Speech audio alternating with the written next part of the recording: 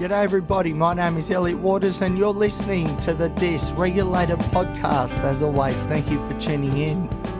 Alright, today's episode, I tell ya, I'm not in the mood. I don't know if you can tell in my voice, but I am a bit flat today. There's not much oomph going on. So today's episode might be a little bit on the monotone that is side. I apologise for that, but that is about as good as I can give right now. So what I want to talk about is something pretty important to most people, and it certainly is to me as well, and that is this idea of love and romance. Now, I've already done an episode on this that goes for like an hour and a half, and I'm going to try and condense it a bit so it's a bit easier to listen to. I'm not sure if I'm in the perfect state to be talking about these sorts of things because, as I said, I am in a bit of a low mood, and that is, I feel, coming across in the way that I'm speaking right now. But at the same time, maybe this is the perfect opportunity to be talking about these things. So, what are these things? Well, more recently, I've came to the conclusion that it appears as a 35-year-old who is single, who has no partner, no children, no mortgage, no home of his own, it does appear that maybe some of those things are passing me by. Now I can already hear the chorus going, Elliot, you're so young, mate. You're so young. You've got time on your side. Well, no, I'm sorry, I don't believe that. I don't believe there's time on my side at all. I think it's a case of now or never. And because of my lack of self-confidence or lack of self-esteem, whatever you want to call it, I'm choosing to put a hold or put a lid on that side of things, the romantic side of things, and just the focus wholly and solely on my career. Hence moving back, hopefully, into the transport industry, hence including and improving upon my mental health advocacy and research efforts, and finding my meaning and purpose through those efforts. Other people may find their meaning and purpose through their partner or through the family that they've created with their partner. You know, their castle, their house, their bit of grass that they can say, that is mine, and I'm going to look after them. I'll look after all the people that are in it, and that is my meaning and purpose. And let me tell you, that's a great meaning and purpose to have. 100%. I do not look down on that meaning and purpose at all, and I think it's quite respectable at the very least. Very honourable in many cases as well. So don't get me wrong, I'm not saying that that's a load of codswallop and I've got better ideas. That's not true. But I do think that maybe I have ideas that are better in keeping with my position, where I am, where I'm going, and some of the circumstances in which I have to contend with. Now, let me think. I'll just clear my throat for this one. I don't know if you guys are aware, but there's quite a few mental health disorders that make up my presentation, okay? We're talking generalised anxiety disorder. We're talking social anxiety disorder, obsessive compulsive disorder, attention deficit hyperactive disorder. What else is there? Autism spectrum level 1, formerly known as Asperger's. There is borderline personality disorder. There's possible links to bipolar type 2, and I'm sure I'm forgetting some because usually I do. The point of the matter is there is a lot going on within my brain, and it isn't all bad. That's the thing, that's the thing. Not everything going through my brain is a bad thing. In fact, you could make the argument, and I do make this argument pretty strongly, that because of the array of different conditions that my brain has been put under, whether it's from developmental or personality or mood disorders, anxiety disorders, whatever, there is quite a kaleidoscope, let's be honest. And let's also be honest in saying that there have been some great challenges because of it. No question. I'm not going to sit here and pretend that all these disorders make up an amazing, special person, although I'd like to think that I am an amazing, special person, but I think a lot of it is despite the fact that I carry these mental health complexities with me, and I'm able to still drive forward and achieve the goals that I want to achieve, even though some days are just so unbelievably difficult. And that's what you would have learned by listening to this podcast, that not every day of mine is good. Quite a few of them are bad. But the main point I hope that I'm able to get across is that I just keep on trucking. Now, recently I started the Dysregulated Daily series on Facebook, Instagram, and slowly but surely YouTube as well, which accounts for my day-to-day presentation when it comes to battling these complex mental illnesses. Because that's the thing, right? There is no day off, okay? I can't stress this point any clearer. There is no day off. Every day is a battle.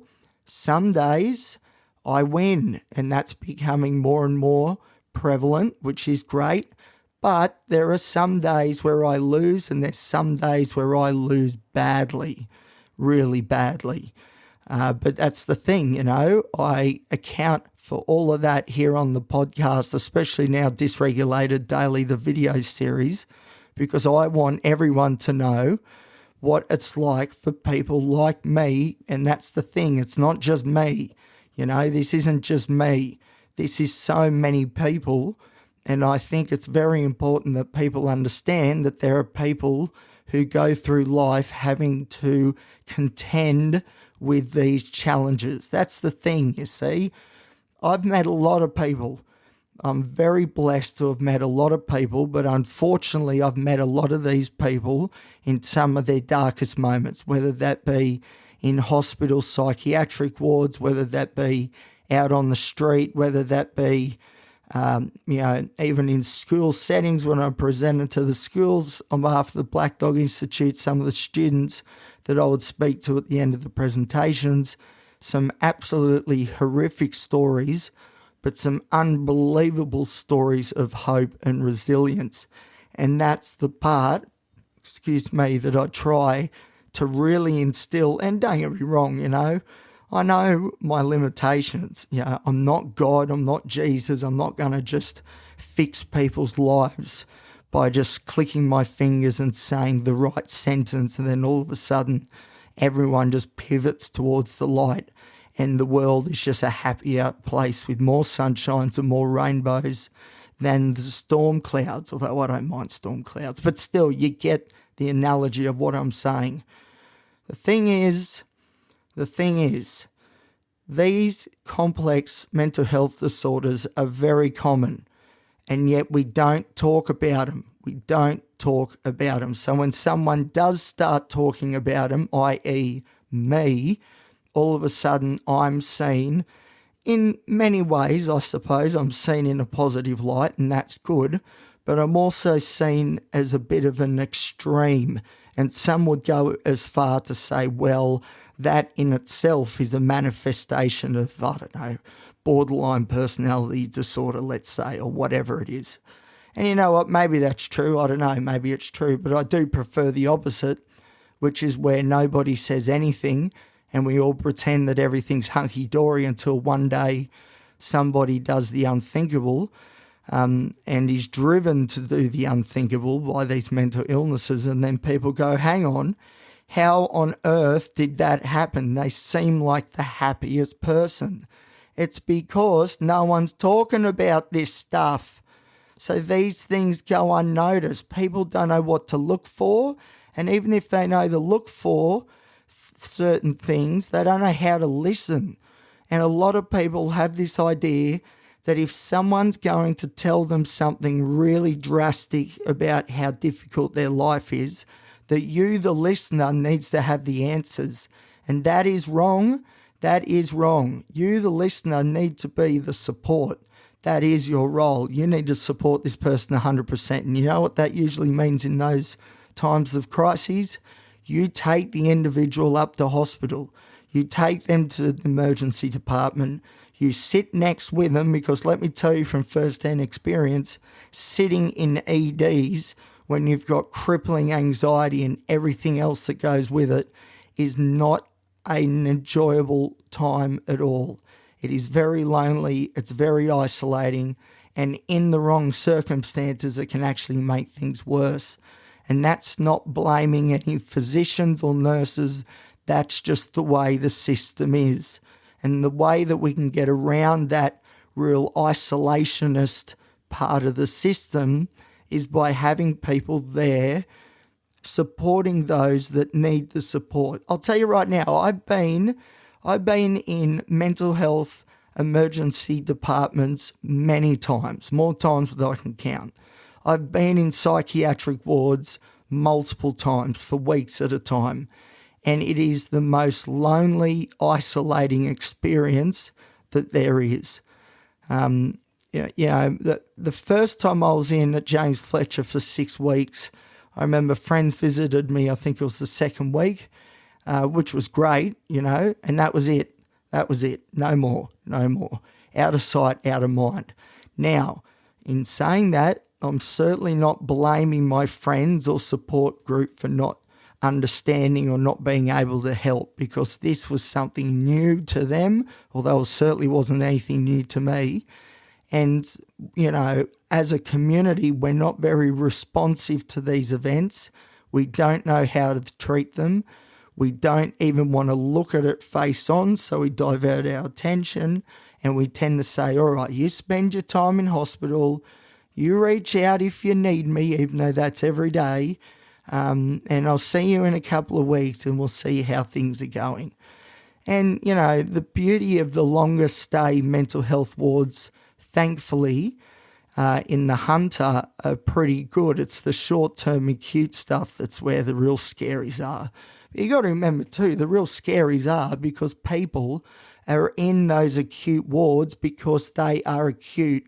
We're talking suicidal, they are a danger to themselves, they're a danger to other people. There are people who are in the midst of psychosis. There is lots going on, and it can be a very frightening place.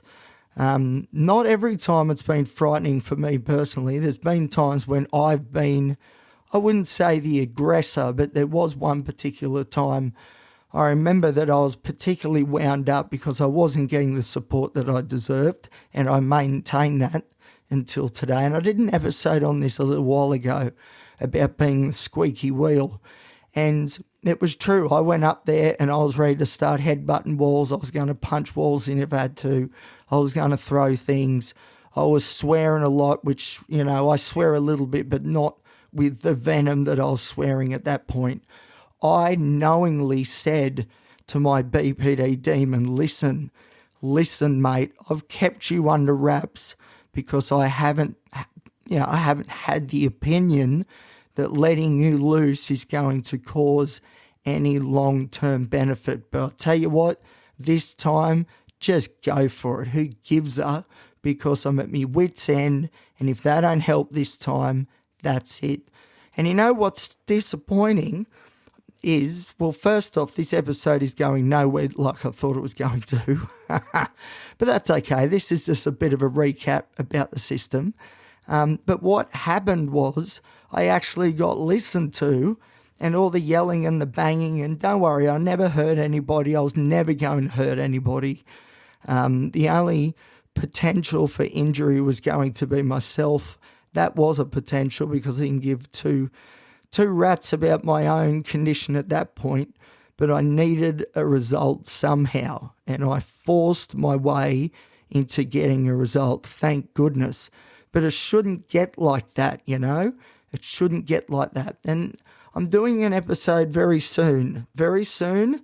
It's going to be on a disorder that I actually don't have, but a friend has reached out and would love me to do some research, which I have been doing, and I'm going to present to my friend my findings on a disorder called schizoaffective disorder. So there's a lot of stigma with schizoaffective disorder, and I'm sure you can guess why. The schizo part. There's a lot of stigma when it comes to borderline personality disorder as well. So one of the first things I did once I had a bit of an understanding, which I already did, but a better, deeper understanding of schizoaffective disorder was like, right, now there's three main disorders that are highly, highly stigmatized. One is borderline personality disorder, for sure, 100%. Number two, schizophrenia, for sure, definitely. Number three, schizoaffective disorder. So I wanted to compare, and I did compare, the differences between the stigma between both. And I tell you, it's not happy reading. It's not happy reading as somebody who has borderline personality disorder, although I was prepared for that part. But it's also not happy reading about a disorder that, although I personally don't have an affliction with, a very, very good friend of mine does. And I need to come up with a way that shines a better light onto this disorder. Because this is the thing, right? When you Google things like borderline personality or schizophrenia, schizoaffective disorder, psychotic disorders, all that sort of stuff, a lot of it isn't written for the person who's going through it. It's written for the person who's maybe supporting the person going through it. Or it's written for the doctor who's got absolutely no idea what the hell they're doing. So there's a quick fact sheet and then all of a sudden they're an expert. Brilliant. Or the alternative to all of that is there's research, and there's quite a bit of research, but a lot of the research has been this is true, but the research has been conducted for other researchers, so they get published in journals and continue to get grant money. Now, as far as I'm concerned, that helps nobody except the researchers line their pockets. Now, I don't want to cast dispersions like this on every single researcher that there is, because that's not what I want to be doing here, and I hope that's not what it comes across like. But there's no two ways about it. From what I can see, especially with the personality disorders and the particularly complex mood disorders, a lot of the information has been written for publishing in journal articles. Now, that's where in many ways it's got to start, but then it needs to be translated into information that can then be brought to clinicians' awareness, and then it's up to the clinicians to then be able to come up with a way to package a message that is empowering, that is helpful, but still realistic for the individual who is afflicted with said disorder. So when I was at uni, I used to see this a lot, in that I would, because I was lucky, right? I'm at uni, and on one hand, I'm studying psychology because I love psychology and I love human behaviour and mental health. That's great. But on the other hand, I'm also a consumer of mental health services.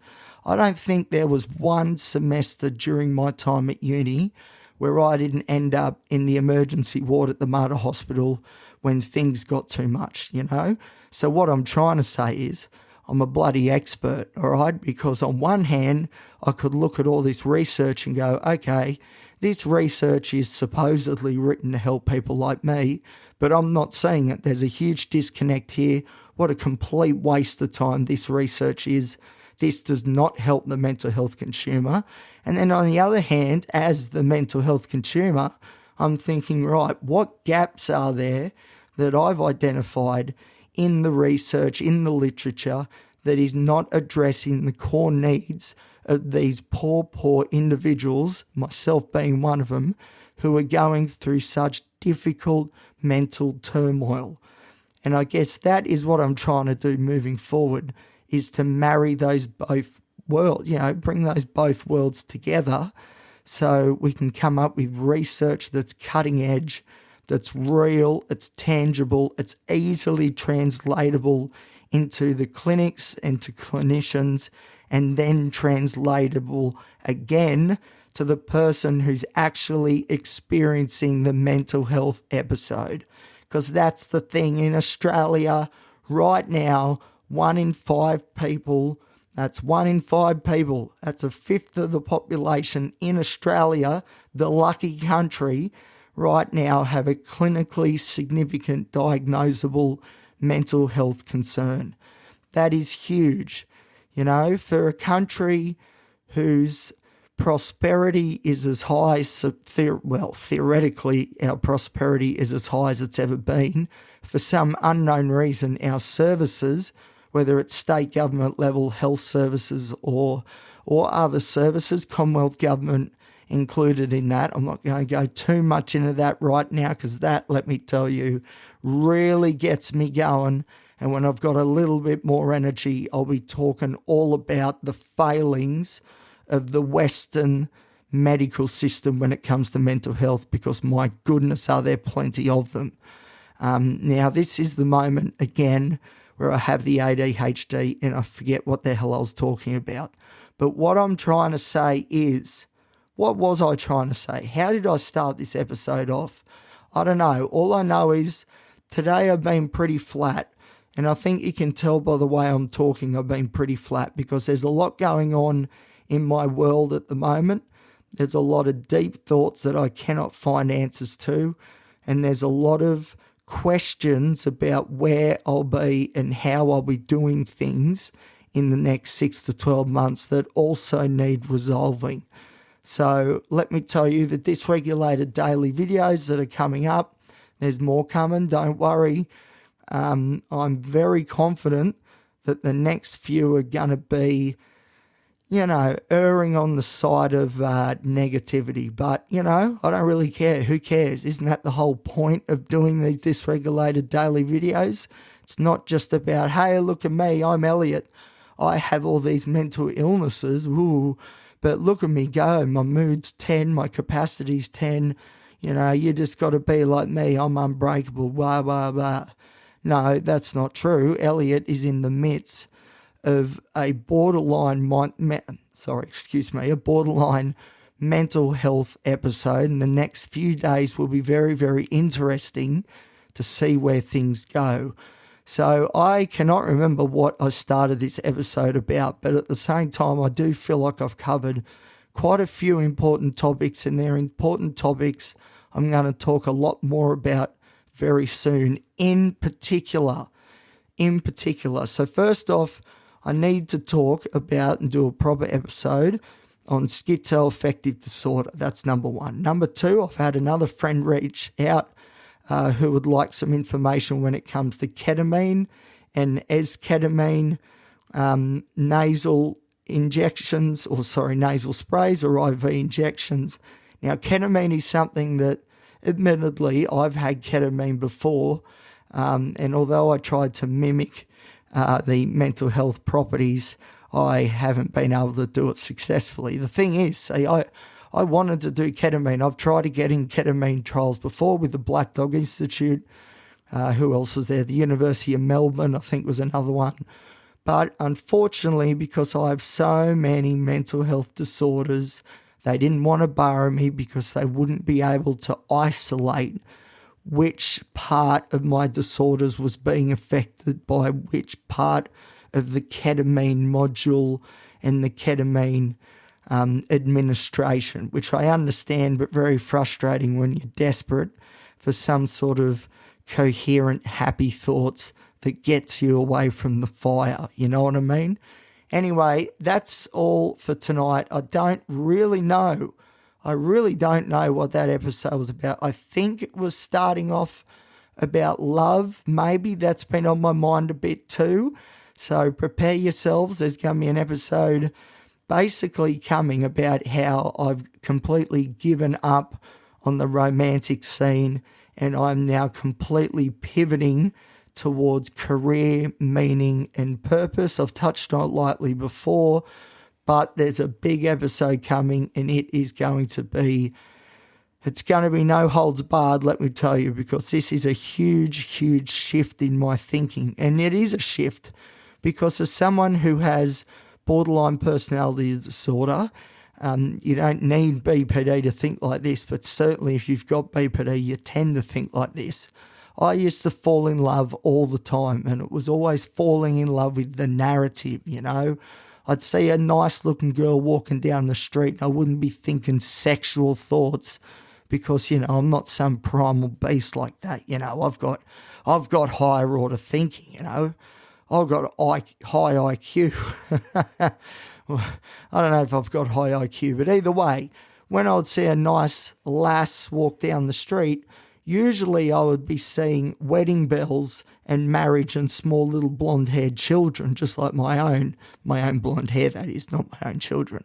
So, there's a bit to unpack in that because the way in which my approach to females and this, I guess, renewed push to give up in looking for females and to concentrate these energies onto other things, like my meaning and purpose, like what I'm doing in the community, like what I'm doing here on the podcast and Dysregulated Daily. These are the things, I suppose, I'm going to try to use to sustain me moving forward, because unfortunately it appears that maybe I've missed the boat. I don't know. Anyway, that's an episode coming up. Obviously, I've got to be in a special mood to be able to do such an episode, but let me tell you, if you can hang on tight, you won't hear many accounts of the human experience as deep as that one. That I can guarantee you. All right, the voice is about to go. I don't know, I think the meds are starting to hit. It's 8:45. I've got to be up nice and early, 4 a.m. tomorrow. You can imagine how good that's going to be for my mental health. Holy dooly, send all your prayers, cross your toes and fingers, whatever you got to do. Hopefully Elliot gets through okay. Anyway, you'll hear all about it tomorrow. I'll talk to you soon.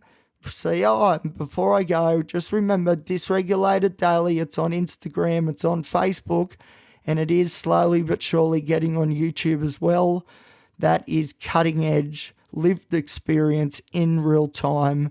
There is no secrets here. You guys know that I'm committed to the principle, to the ethic, to the moral, I guess, contract that I have with you guys, that I will give you the most insightful, raw, genuine, and fair income look at what it's like with mental illness. And that, my friends, is exactly what I'm doing.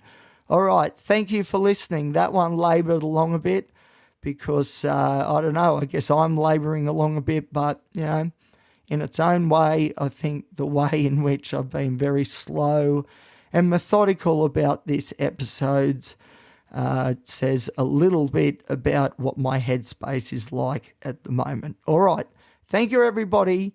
As always, thank you for listening. If you're enjoying the show, feel free to like, subscribe, give the show a great rating, and you can share it around with your mates, whether that's Dysregulated Daily on Instagram at thedysregulated.podcast or on Facebook by searching The Dysregulated Podcast. All right. See you next time. Goodbye.